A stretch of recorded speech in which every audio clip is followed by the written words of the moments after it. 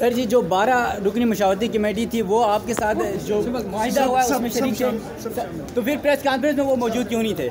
जो आपके 12 रुकनी मशावरती कमेटी वो मुझे उसको जो आप कह रहे हैं ये हम थे जिन्होंने ये काम किया, सामने आया। सर ये बताएं सर, आपने तो विंडो ही क्लोज कर दी, कोई सवाल पूछने की नुकात के हवाले से आपने विंडो क्लोज कर दी।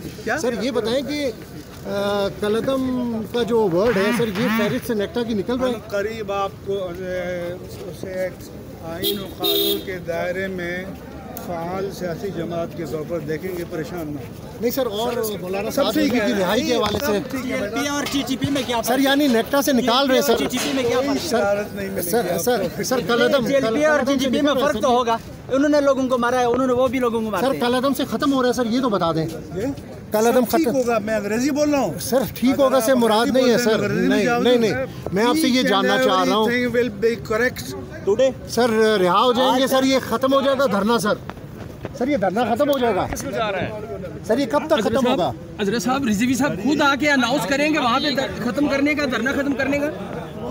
जवाब तो सर ये धरना कब खत्म होगा, ये तो जवाब दे दें सर। धरना कब खत्म करेगा कोई? नहीं, रिजवी साहब खुद आके अनाउंस करेंगे। आपने कहा कि सर सारे मामला एक सेकंड, आपने कहा सर सारे मामला, सर आपने कहा कि सारे मामला ओके हो गए सर, आप कह रहे हैं।